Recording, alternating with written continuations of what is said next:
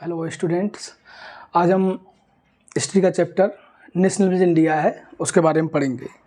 तो भारत में nationalism India, Bharat में राष्ट्रवाद, ठीक है, भारत में राष्ट्रवाद। अब सबसे पहले हमें जो नेशनलिज्म है, राष्ट्रवाद है, उसकी डेफिनेशन जानना चाहिए कि राष्ट्रवाद है क्या।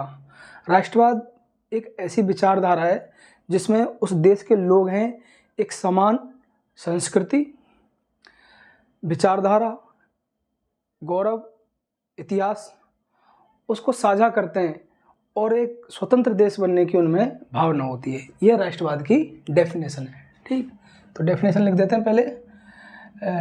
Nationalism,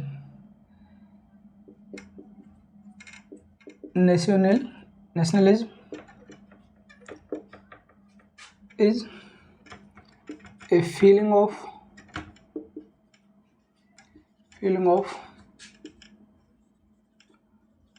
group of people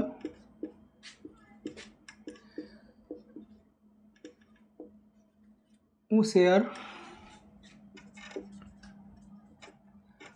common history, culture,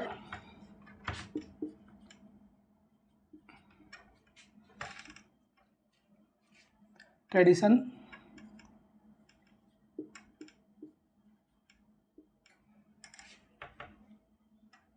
etc. for making independence country।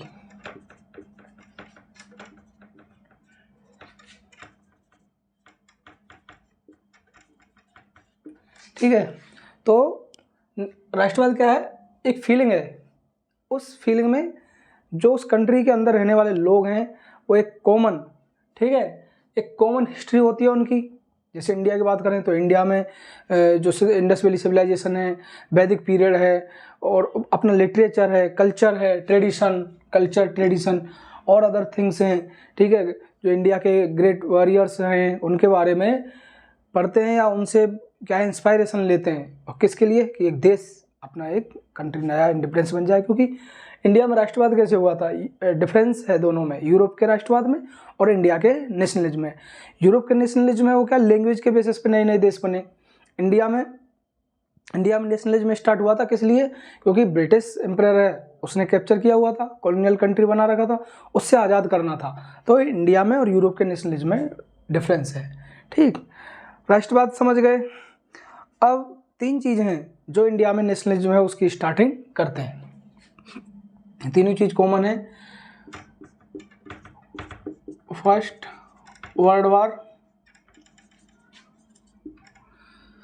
खिलाफत and non cooperation movement.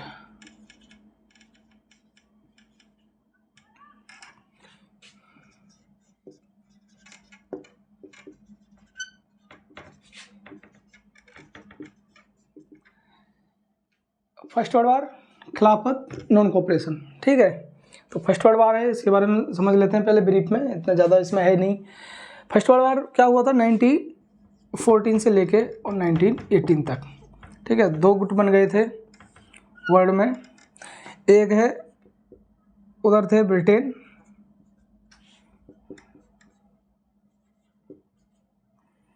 USA, America बाद में आया था, फ्रांस भी इनके साथ था और इटली भी था, ये भी बाद में आया था। ठीक है, रसिया भी था, हट गया था बाद में। दूसरी तरफ थे ऑस्ट्रिया हंगरी। ठीक है, ऑस्ट्रेलिया कॉन्टिनेंट नहीं, ऑस्ट्रिया एक कंट्री है। कहाँ पर? यूरोप के अंदर। ऑस्ट्रिया हंगरी, अब अलग अलग कंट्री हो गए, पहले एक ही थे। टर्की,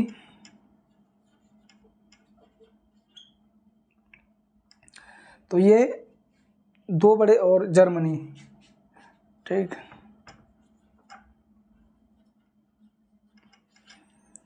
लास्ट में क्या है, ये जीत गए ये हार गए, ठीक है। इनके साथ एक खिलाफत मूवमेंट है वो कनेक्ट होगा। और इस वर्ल्ड वार का इंडिया पे क्या इफेक्ट पड़ा और इंडिया में नेशनलिज्म कैसे आया।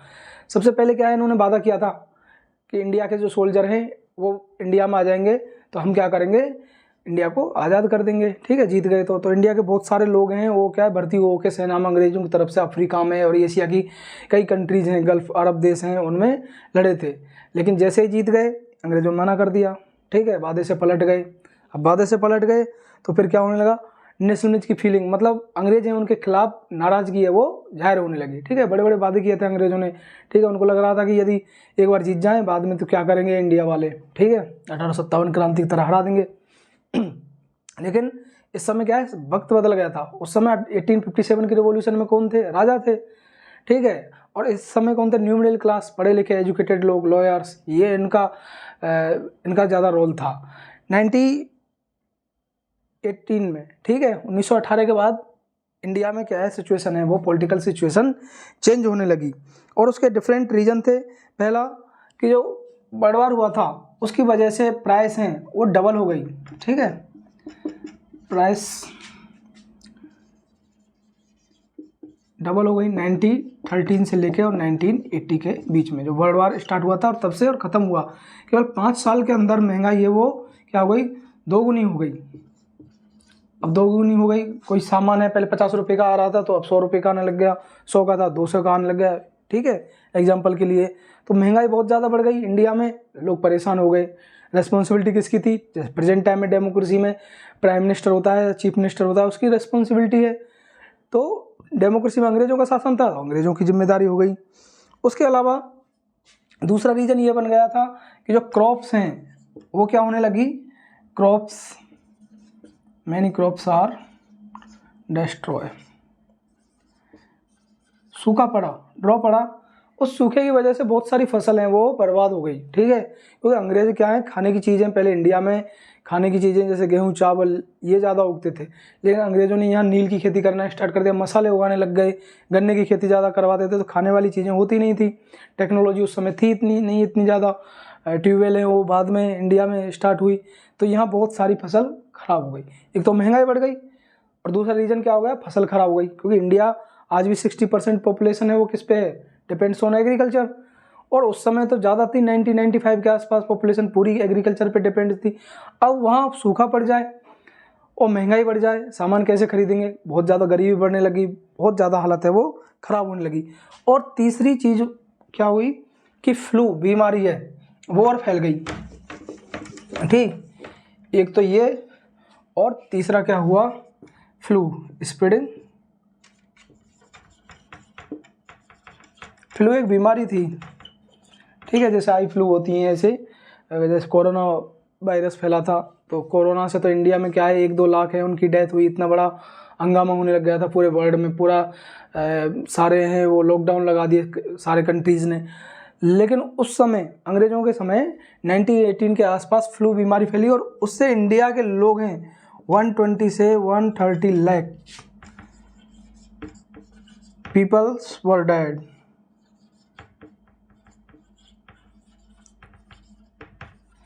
इतने लोग हैं 120, 1 करोड़ 20 लाख, 1 पॉइंट, इतने लोग हैं, मतलब करोड़ों में जान चले गई 1918 में। और इंडिया की उस समय पॉपुलेशन है वो 20 और 25 करोड़ के आसपास थी। उस पॉपुलेशन में से इतनी पॉपुलेशन है कम से कम 10-15% तो इस फ्लू की वजह से मर गई। मेडिकल फैसिलिटी नहीं थी, अंग्रेज हैं उन्होंने अपने जो एरिया थे, उनकी जो कॉलोनी थी, ठीक है, जो उनके आर्मी कैंपस थे उनको प्रोटेक्ट कर लिया, बाकी इंडियंस हैं वो, उनमें फ्लू बीमारी फैल गई, मर रहे हैं तो मरने दो। हॉस्पिटल नहीं थे इतने ज़्यादा, थे तो केवल जो ब्रिटिश गवर्नमेंट के एम्प्लॉई उनका इलाज कर रहे थे, भारत के लोगों उनको मरने के लिए छोड़ दिया। डेमोक्रेसी उस समय थी नहीं, इलेक्शन होते नहीं थे, ठीक है, तो इसलिए उन्होंने कोई ध्यान नहीं दिया। और इतने लोग, ये 3 बहुत बड़े रीज़न थे जिससे कि भारत में अंग्रेज़ों के खिलाफ नाराज़गी क्या होने लगी, बढ़ गई। एक महंगाई की वजह से, दूसरे फसल बर्बाद हो गई, और तीसरा क्या है, फ्लू फैल गया। 3 बहुत बड़े रीजन हुए। अब इसके बाद क्या होने लगा, महात्मा गांधी हैं, ठीक है, उनकी इंडिया में एंट्री होती है, क्योंकि इसमें उससे पहले के बारे में ज़्यादा बताया नहीं गया है कि उससे पहले, नहीं तो स्टार्टिंग है ईस्ट इंडिया कंपनी से होती है, ठीक। उसके बाद औरंगजेब की डेथ है, और वहाँ से होते हुए औरंगजेब की डेथ के बाद फिर अंग्रेज़ों ने एक एक करके सारे इंडिया को कब्जे में कर लिया। फिर 1857 का रेवोल्यूशन, उसके बारे में। लेकिन यहाँ महात्मा गांधी है वो जनवरी 1950 में इंडिया में आ गए। भारत में। उससे पहले कहाँ रह रहे थे? साउथ अफ्रीका में। ठीक है, एक केस लड़ने गए थे, फिर वहीं रहने लग गए, लंबा खिंच गया, फिर छोड़ के आए। तो जनवरी 1915 में इंडिया में भी इसको प्रवासी दिवस, माइग्रेंट्स जो डे है उसके रूप में मनाते हैं, जब इंडिया में आए थे महात्मा गांधी। आते ही उन्होंने क्या है, पूरे भारत को एक बार पूरे कश्मीर से लेके और तमिलनाडु तो पूरे इंडिया को घूमा, देखा लोगों के दुख दर्द को, क्या समस्या है। फिर उन्होंने थोड़ी हटके राजनीति करना स्टार्ट कर दिया। किन्होंने? महात्मा गांधी ने। अब महात्मा गांधी जैसे आए तो उन्होंने सबसे पहले सत्याग्रह की theory the, theory of Satyagraha.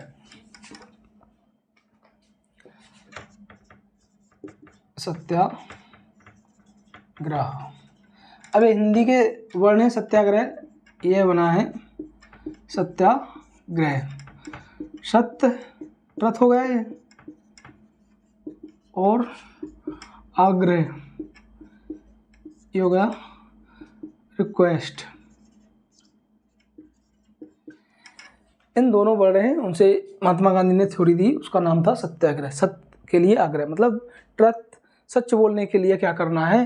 Request करना है। अब उन्होंने एक बहुत बड़ी कॉन्सेप्ट दिया उसमें, और उनकी बुक थी हिंद स्वराज, उसमें उन्होंने डिटेल से समझाया। तो पहले थ्योरी है, इसको समझना जरूरी है, फिर उसके बाद क्या क्या इंसिडेंट हुए इंडिया में उनके बारे में पढ़ेंगे।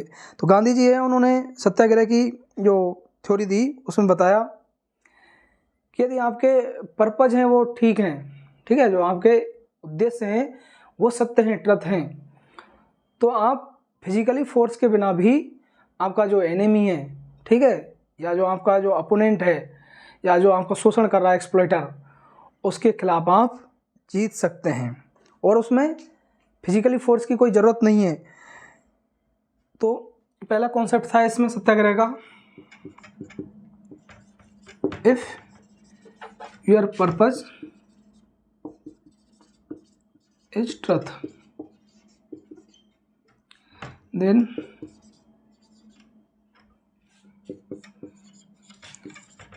you can face exploiter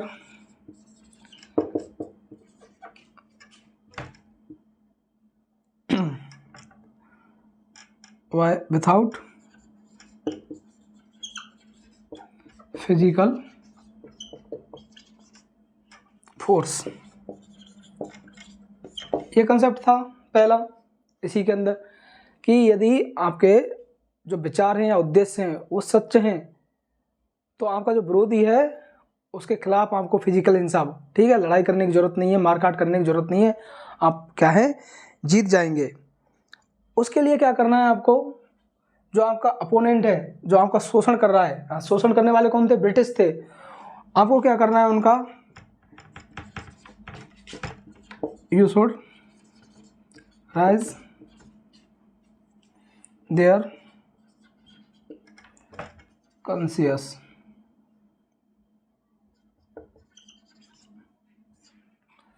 आपको उसकी चेतना, चेतना होता है मन होता है, मन की जो आत्मा होती है उसको बोलते हैं चेतना, ठीक है। तो आपको क्या करना है? उसकी जो चेतना है, उसकी आत्मा है, उसको जगाना है, ठीक है। अब आत्मा क्या है? मन की जो सच्चाई है उसको आत्मा बोलते हैं, वो सभी के अंदर होती है, लेकिन कुछ अपने पर्पज होते हैं, उद्देश्य होते हैं, उनकी वजह से उनकी बात सुनते नहीं है, ठीक है। तो हम उसका अनसुना कर देते हैं। जैसे कोई चोरी करने जा रहा है तो अंदर से आवाज़ आती है कि चोरी करना पाप है, बुरी बात है, पकड़े गए तो मार लगेगी, ठीक है, पुलिस में पकड़ लेंगे, ज़िंदगी बर्बाद हो जाएगी। लेकिन फिर भी उसकी कुछ मजबूरियाँ होती हैं, या फिर उसको हैबिट लगी हुई होती है, बैड सोसाइटी में रहता है और वो ये काम करना स्टार्ट कर देता है। लेकिन उसकी यदि हम उसे क्या करें, उसकी जो चेतना है, जो अंदर की आत्मा है, कॉन्शियस, उसको जगाएंगे तो फिर वो ये काम छोड़ देगा। तो ऐसे ही महात्मा गांधी का मानना था सत्याग्रह में कि हमें उसको क्या करना है? जो विरोधी है, ठीक है, जो हमारा शोषण कर रहा है, उसके खिलाफ वायलेंस नहीं करनी है, उसके अंदर की चेतना है, उसकी जो कॉन्शियसनेस है उसको क्या करना है, कॉन्शियसनेस को उसको राइज करना है, ठीक है, उसकी चेतना को जगाने का हमें काम करना है। ये मानना था महात्मा गांधी का। उसके बाद गांधी जी का मानना था कि लास्ट में कौन जीतेंगे, जो सच्चाई वाले हैं, ठीक है। इंडिया का भी वाक्य लिखा होता है, जो ऑफिशियल साइट्स होती है उन पर, सत्यमेव जयते, सत्य ही सदा जीत होती है, ठीक है। लेकिन सत्य को क्या जीतने में बहुत ज़्यादा टाइम लगता है। तो महात्मा गांधी ने एक लंबा रास्ता अपनाया राजनीति में, उन्होंने कोई शॉर्टकट नहीं अपनाए, ठीक है, और अपने आप को कष्ट देने वाले। तो पहले अपनी थ्योरी दी, थ्योरी है लोगों के बीच में दी, अब लोगों के समझ में नहीं आ रही थी ये सत्याग्रह क्या चीज़ है, ठीक है। बस ये महात्मा गांधी को जानने लग गए कि कोई नेता आया है अफ्रीका से और बड़ी बड़ी बातें कर रहा है, ठीक। अब बड़ी बड़ी बात कर रहा है, क्या कह रहा है भाई, सत्याग्रह की बात कर रहा है। अब गांव में जो अनपढ़ किसान हैं, ठीक है, उनके समझ में नहीं आई सत्याग्रह है होता क्या है, लेकिन उनकी एक चीज़ समझ में आ रही थी कि अंग्रेजों के खिलाफ आंदोलन करना है। बहुत सालों से इंडिया में रह रहे हैं, इंडिया में शोषण कर रहे हैं, इंडिया के पैसा ले जाके अंग्रेजों के पास रख रहे हैं, इसलिए उनकी एक चीज़ समझ में आ गई। लेकिन महात्मा गांधी का ओरिजिनल आंदोलन करने का तरीका उन्होंने सत्याग्रह के द्वारा समझाया। और फिर गांधी जी का मानना था कि जो नॉन वायलेंस है, नॉन वायलेंस या जो ये कॉन्सेप्ट है सत्याग्रह, कनेक्ट इंडियन पीपल, ये इंडिया के लोग हैं उनको जोड़ने का काम करेगा, ऐसा नहीं तोड़ने का काम करे। क्योंकि इंडिया में हिस्ट्री में देखें तो वहीं से नॉन वायलेंस की थ्योरी है, जैनिज्म, जो जैन रिलीजन है वहाँ है, ठीक है, नॉन वायलेंस की थ्योरी। महात्मा बुद्ध है, उन्होंने नॉन वायलेंस की थ्योरी दी, उसको ही महात्मा गांधी ने आगे राजनीति में क्या किया, पॉलिटिक्स में इम्प्लीमेंट कर दिया उसको, ठीक है। महात्मा गांधी का मानना था कि हमें राजनीति और धर्म को अलग नहीं कर सकते, उसके जो मॉरल वैल्यू है उनको इम्प्लीमेंट करना है। ऐसा नहीं कि किसी धर्म को यूज करें, कम्युनलिज्म वाली पॉलिटिक्स नहीं करनी है। हर रिलीजन की जो बेसिक कॉन्सेप्ट हैं और उनकी जो अच्छाई हैं उनको लाकर राजनीति में उतारें, यही काम महात्मा गांधी ने किया और ये सत्याग्रह में समझा दिया। क्वेश्चन आ जाते हैं कई बार 2 नंबर के, तो इस तरह से इसकी थ्योरी है वो लिख देना है। तीसरा इसमें ये भी लिख देते हैं, या तो इनको मिला के तीसरा, या सत्याग्रह 8 कनेक्ट इंडियन पीपल, या इंडियन पीपल, ठीक है। तो सत्याग्रह है, इसको लिख लो नॉन वायलेंस, अहिंसा, ये भारत के लोगों को जोड़ने का काम करते हैं। तो ये सत्याग्रह की थ्योरी है, वो समझ में आ गई। सीधा मतलब इसका वो है कि हिंसा नहीं करनी है सत्याग्रह का मतलब, और सच पे अड़ग रहना है, ठीक है। इधर उधर झुकना नहीं है कि कोई लालच आए, और इधर सत्य पे एक बिल्कुल फोकस सेंटर कर लेना है। उसके बाद कुछ भी हो, लास्ट में वक्त लगेगा लेकिन जीत हमारी होगी। तो महात्मा गांधी इसी थ्योरी पे टिके रहे, लोगों को भी यही बताते रहे, लेकिन लोगों को समझ में नहीं आती थी, ठीक है। लोगों को अहिंसा की बात कहाँ समझ में आती, प्रेजेंट टाइम में तो कोई मानता ही नहीं है। नेक्स्ट इसके बाद क्या होने लगा इंडिया में, ये तो थ्योरी हो गई। महात्मा गांधी 1918 के बाद कुछ कंडीशन है वो बदलने लगी, और एक ब्रिटिश गवर्नमेंट है, एक रूल लेके आई, एक लॉ लेके आई जिसका नाम था रॉलेट एक्ट, ठीक है।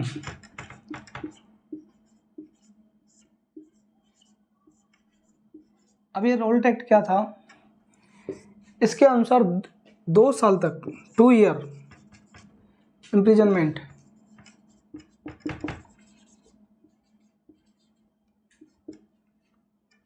और उसको बिना किसी सस्पेंस के, बिना विदाउट ट्रायल, कोई कोर्ट में ले जाते हुए 2 साल तक जेल में रख सकते थे। ना कोई कोर्ट की जो प्रोसीजर होता है, ठीक है, कि पहले कोर्ट में जाओ, जो जज है वो सज़ा सुनाएगा, उसके बाद फिर सज़ा मिलेगी। इसमें कुछ नहीं था। रॉलेट एक्ट का मतलब यही था, जिस पे आपको सस्पेक्ट हो, सस्पेंशन हो, संदेह हो, उठा लो, ठीक है, और उठा के कहाँ, जेल में डाल दो। कब तक, 2 साल तक। बाद में देखेंगे क्या होता है। अब उसमें 2 साल के अंदर कोई मर गए, कुछ भी हो, इतना मतलब हेटर्ड वाला, भेदभाव वाला कानून है वो अंग्रेज लेके आए। अब इसका विरोध सबसे ज़्यादा किस में हुआ, पंजाब में। अब उस समय का पंजाब का मतलब है पाकिस्तान वाला पंजाब, ठीक है। पाकिस्तान में भी एक स्टेट है पंजाब का,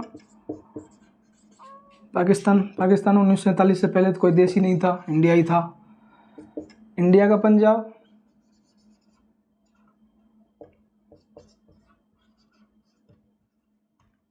और हरियाणा, इन तीनों को मिला के पंजाब बोला जाता था उस समय, ब्रिटिश गवर्नमेंट के समय। अब पंजाब बोलिए, यहाँ पंजाब में बहुत ज़्यादा हालत ख़राब होने लग गई। ठीक है, यहाँ पर अमृतसर में 10 अप्रैल 1919 में क्या हुआ, फायरिंग कर दी, गोलीबारी कर दी। उससे और ज़्यादा हालत ख़राब होने लगी। हालत कैसे ख़राब होने लगी, गोली चला दी। ऐसे ही अंग्रेज़ों से चिढ़े हुए थे, 3 रीजन से महंगाई बढ़ गई, उसमें इतने ज़्यादा मर गए थे। और मरने के बाद उन्होंने रोल टैक्स ले आए, मतलब आग में घी डालने का काम कर रहे थे अंग्रेज़। ठीक है, उनको ओवर कॉन्फिडेंस आ गया कि हमने जर्मनी जैसे 3 देश हैं उनको हरा दिया 4 साल के अंदर, तो इंडिया तो क्या है। ठीक है, 1857 क्रांति में रहा है, अब क्या है। लेकिन अब क्या, नए लीडर आ गए, और वो लड़ने वाले लीडर नहीं थे। वो कौन थे, गांधी जी, महात्मा गांधी। ठीक है, अब इन्होंने रोल टैक्स लिया है। रोल टैक्स के विरोध में उसके बाद फायरिंग हो गई, पंजाब में और ज़्यादा हालत ख़राब होने लगी। हालत ख़राब होने के बाद 13 अप्रैल को बैसाखी का त्यौहार होता है, पंजाब में अब भी मनाते हैं। ठीक है, तो सभी को पता है 13 अप्रैल और 13 अप्रैल 1919 को क्या हुआ, जलियांवाला मैसेक्र। ठीक है, नरसंहार, जलियांवाला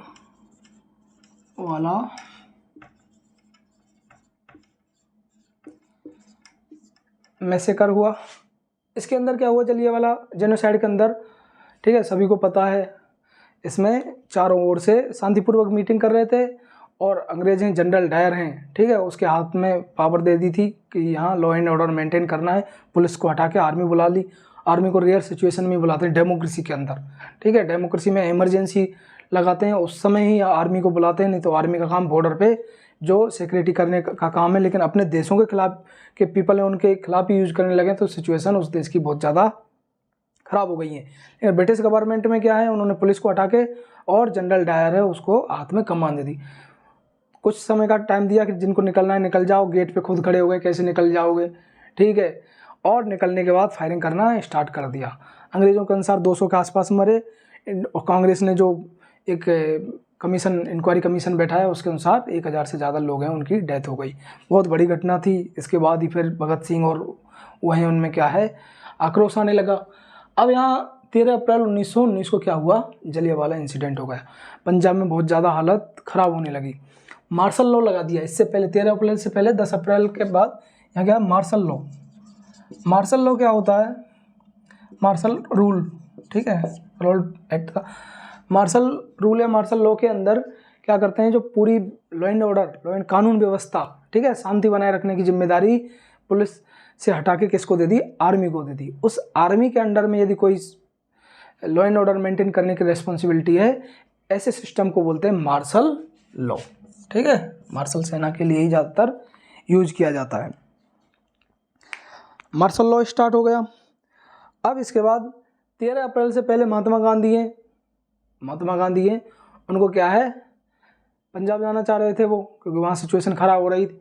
तो अंग्रेज़ों ने क्या कहा, उनको रोक दिया कि पंजाब में जाओगे नहीं। और जैसे पंजाब बॉर्डर पे, जो हरियाणा के बॉर्डर पे यूपी से एंट्री की उन्होंने, और ऐसे ही उनको क्या कर लिया, महात्मा गांधी को अरेस्ट कर लिया। ठीक, अब इस सत्याग्रह से पहले, इंसिडेंट से पहले महात्मा गांधी ने 3 छोटे आंदोलन किए थे, सत्याग्रह। ठीक है, ऐसे तो अफ्रीका में वो यूज कर चुके थे सत्याग्रह को। पहला उन्होंने किया था चंपारण, बिहार में अभी भी डिस्ट्रिक्ट है चंपारण। चंपारण में क्या किया था,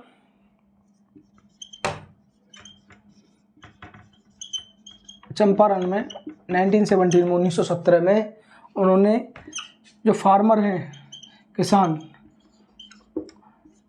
उनसे क्या है, टैक्स बढ़ा दिया उनसे कि टैक्स ज़्यादा देना पड़ेगा, लगान ना देने के उसमें कम करवाने के लिए किसने, महात्मा गांधी हैं, उन्होंने चंपारण में एंट्री की। ठीक है, ब्रिटिश गवर्नमेंट ने मना किया, बापूजी ने मना कर दिया।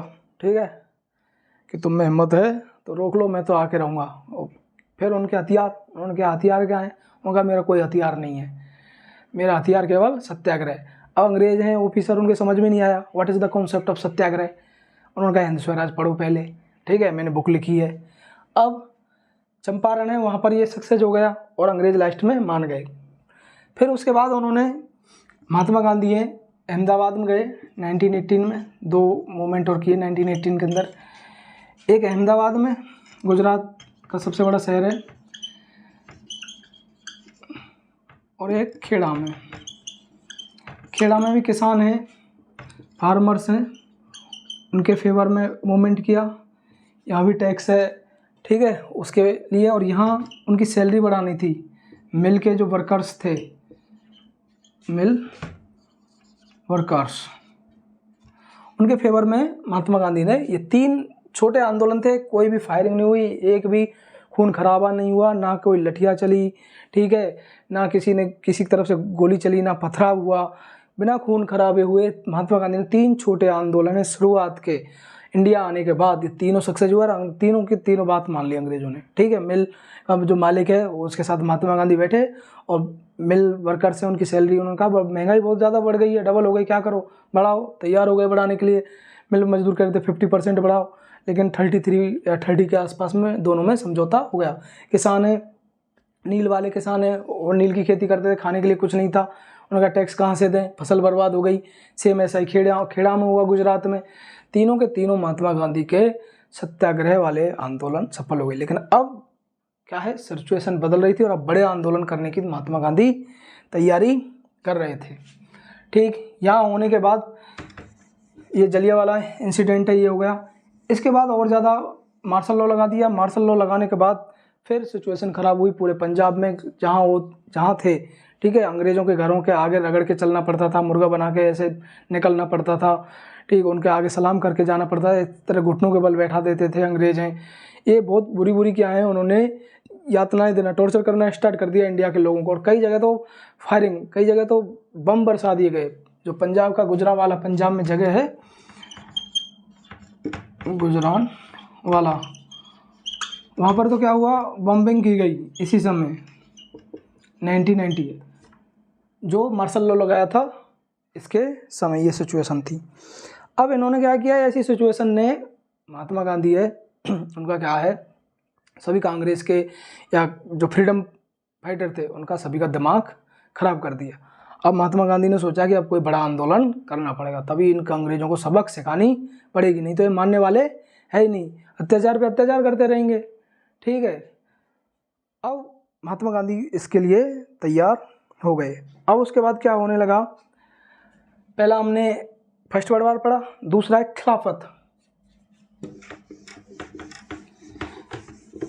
खिलाफत खलीफा से बना है, ठीक है। खिलाफत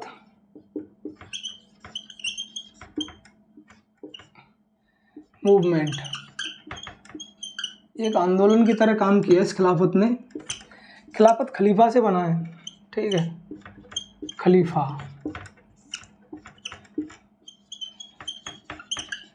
अब खलीफा तुम ऐसे याद रख लो, दुबई में है बुर्ज खलीफा, ठीक है। अक्षय कुमार का सॉन्ग भी है, दिला दूं तुम्हें बुर्ज खलीफा, उससे याद रख लो। खलीफा मतलब मुस्लिम कंट्री है, उसका एरिया है। तो खलीफा क्या होता है, एक रिलीजियस पोस्ट थी, सुप्रीम रिलीजियस पोस्ट, मुस्लिम।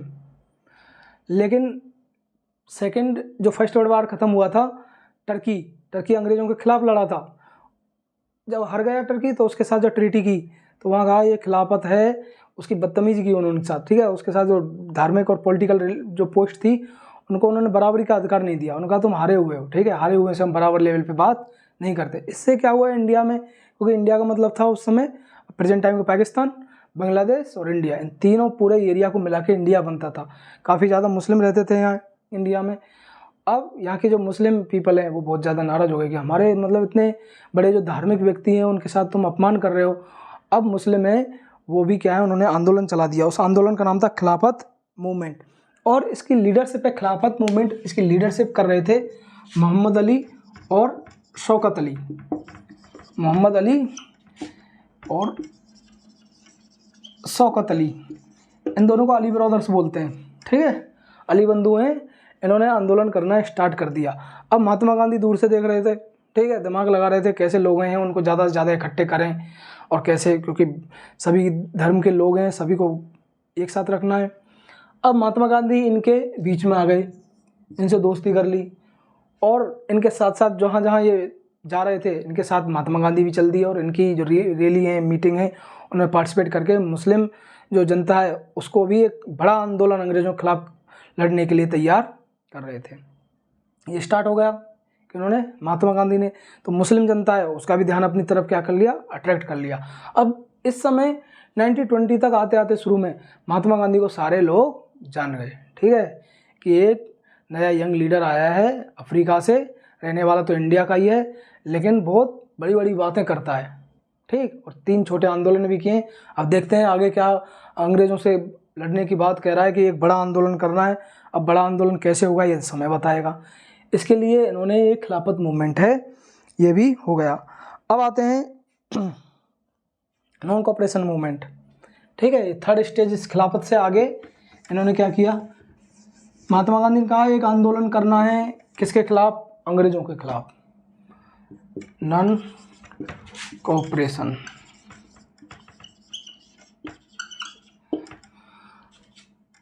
असहयोग,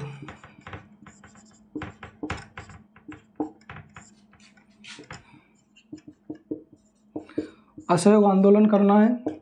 असहयोग का मतलब सहयोग नहीं करना है, कोऑपरेट नहीं करना है, किसके साथ, अंग्रेजों के। महात्मा गांधी ने बताया कि जो ब्रिटिश एम्पायर है, ठीक है, ये इसलिए इंडिया में राज कर रहे हैं क्योंकि भारत के लोगों ने इनका क्या है, कोऑपरेशन किया। इंडिया के कोऑपरेशन की वजह, पॉपुलेशन में कुछ नहीं थे, 1% से भी बहुत कम, ठीक है। शुरू में तो हज़ारों की संख्या में आए थे, लाख से ज़्यादा कभी अंग्रेज इंडिया में रहे नहीं। वो लोग हैं इंडिया के कोऑपरेशन की वजह से रुके हुए हैं, उनका साथ देना छोड़ दो, इंडिया अपने आप आज़ाद हो जाएगा, ठीक है। रहने तो आए हैं नहीं, वो इंडिया में शासन करने आए, पैसे लेके चले जाएंगे, तो इसलिए उनको जल्दी से जल्दी वापस अपने ब्रिटेन भेजो, ठीक। अब कैसे करेंगे उनके लिए, असहयोग आंदोलन करो। अब असहयोग आंदोलन करने की बात, क्योंकि कांग्रेस एक बहुत बड़ा ऑर्गेनाइजेशन था, तो महात्मा गांधी उससे जुड़े और उसकी मेंबरशिप ली, और कांग्रेस पे बार बार क्या है, फोर्स कर रहे थे कि ये बड़ा आंदोलन है, ये क्या कर लो, स्टार्ट कर लो नॉन कोऑपरेशन का। अब इसके लिए महात्मा गांधी ने प्रेशर करके सितंबर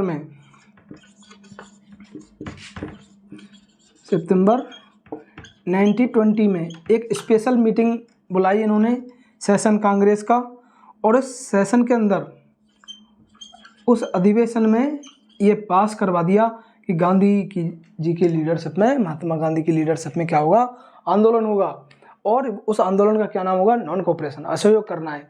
पूछा भाई कैसे करना है, उन्होंने कहा सत्याग्रह की थ्योरी पढ़ लो। क्या है सत्याग्रह की थ्योरी, ऑलरेडी बता चुका हूँ, लड़ना है नहीं, ठीक है।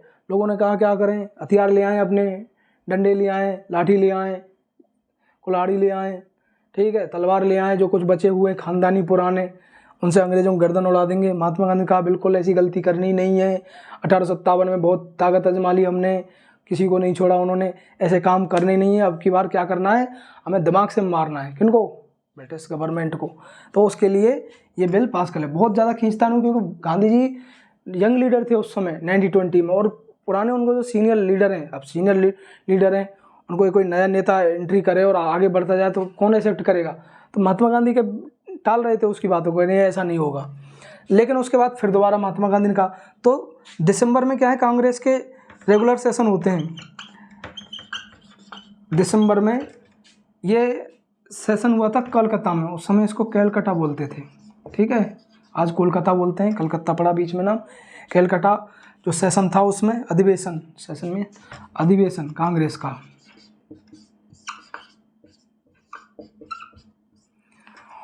दिसंबर में 1920 में ये रेगुलर अधिवेशन था, और ये था नागपुर में, महाराष्ट्र में है नागपुर, ठीक है। नागपुर जो सेशन था उसमें इसको पास कर लिया, लेकिन कई लीडर हैं वो असमंजस में थे, ठीक है, कंफ्यूज में थे कि करें नहीं करें, क्योंकि नवंबर में इलेक्शन होने वाले थे, जो असेंबली काउंसिल हैं, ठीक है, स्टेट की जो प्रेजेंट टाइम है उनको स्टेट असेंबली बोलते हैं, उन स्टेट असेंबलियों के इलेक्शन होने वाले थे। तो महात्मा गांधी ने या दूसरे लीडर हैं वो डरे हुए थे, नाराज़ थे कि यदि ये ऐसे अंग्रेज़ों के खिलाफ आंदोलन कर दिया तो वायलेंस करेंगे वो, क्योंकि उनके पास तो सब कुछ थे, हथियार थे, 50 से ज़्यादा देश उनके कब्जे में थे, अभी फर्स्ट वर्ल्ड वार जीत के आए थे, इतने बड़े बड़े पावरफुल कंट्री हैं, जर्मनी, ऑस्ट्रिया, हंगरी, टर्की, उनको हरा के आए, तो हमारी क्या औकात है कि हम अंग्रेज़ों से क्या कर पाएँ, मुकाबला कर पाएँ। इसलिए सीनियर लीडर हैं वो डरे हुए थे, लेकिन बाद में महात्मा गांधी के बार बार फोर्स करने से दोनों बार ये बिल पास करा लिया और एक बड़ा आंदोलन करने के लिए तैयार हो गए महात्मा गांधी की लीडरशिप में। अब कुछ तरीके बताए, ठीक है। वाई नॉन कोऑपरेशन नेक्स्ट है हेडिंग की, उसमें किस किस तरह से करना है ये महात्मा गांधी ने समझाया था कि खिलाफत ही असहयोग ही क्यों, वाई नॉन कोऑपरेशन, कोऑपरेशन असहयोगी क्यों और कुछ क्यों नहीं।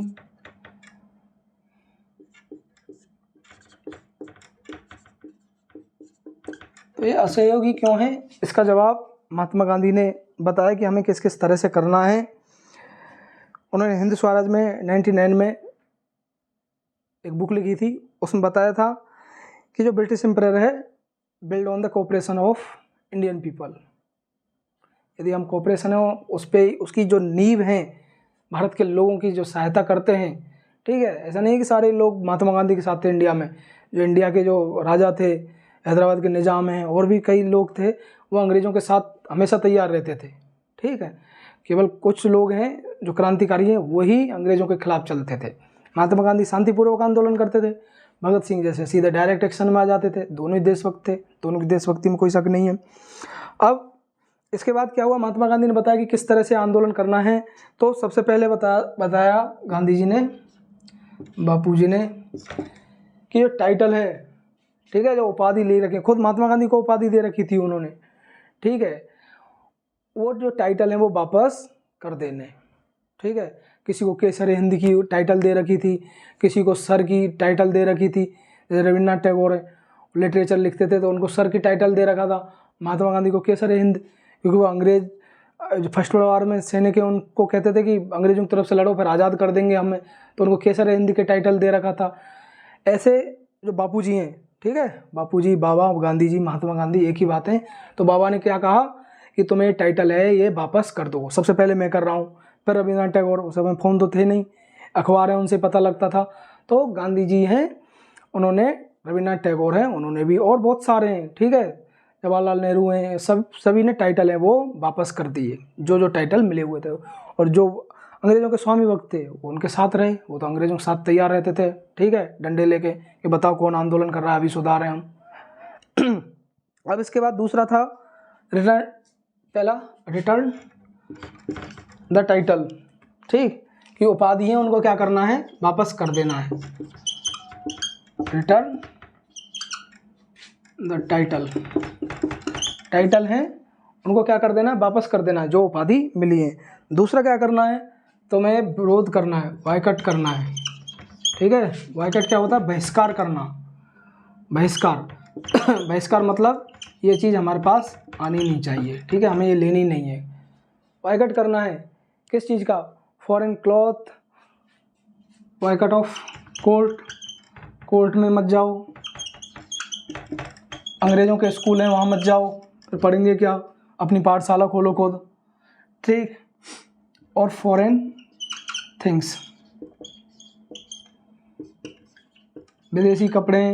अब महात्मा गांधी खुद भले ही ब्रिटेन में पढ़ के आए थे, सूट वूट पहन के जाते थे, लेकिन जब इंडिया की पॉलिटिक्स में आए तो इंडिया के कपड़े अपनाना स्टार्ट कर दिया। उन्होंने कहा विदेशी कपड़े पहनने ही नहीं है, क्योंकि इन्होंने जो इंडिया के वेवर हैं जो लाए उनको बर्बाद कर दिया।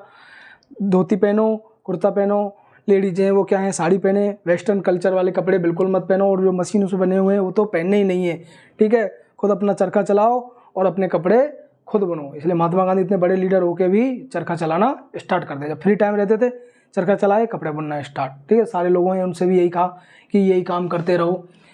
विदेशी चीज़ें उनका क्या करना है, बहिष्कार करना है, इनको हमें लेनी नहीं है। जैसे प्रेजेंट टाइम में हम चाइना सामान है उनका बायकॉट करते हैं, ठीक है, चाइना के जो इलेक्ट्रिक आइटम है उनका विरोध करते हैं। तो सेम ऐसे ही महात्मा गांधी ने कहा ये विदेशी वस्तुएं उनका हमें विरोध करना है, एक्सेप्ट ही नहीं करनी है।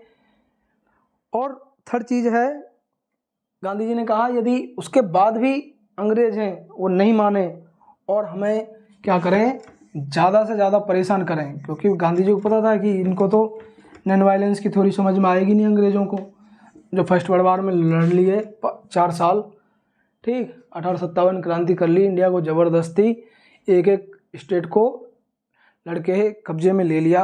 उनको नॉन वायलेंस थ्योरी कहाँ समझ में आएगी।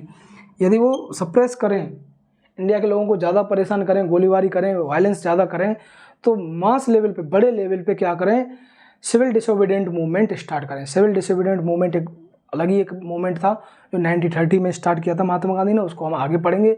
तो लेकिन महात्मा गांधी ने तीसरा ये कहा कि यदि मैं जेल वेल में चला जाऊँ, ठीक है, और यदि नहीं रहूँ तो तुम क्या करना, बहुत बड़े लेवल पे यदि वो वायलेंस करें तो सिविल डिसोबीडिएंट मूवमेंट है वो स्टार्ट कर देना। If government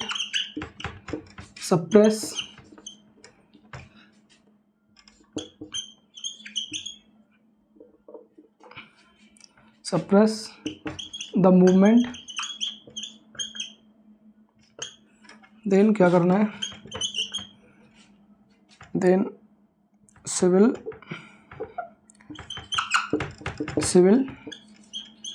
डिसओबीडिएंट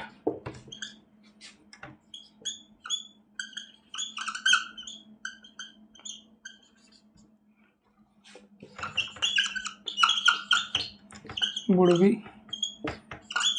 started।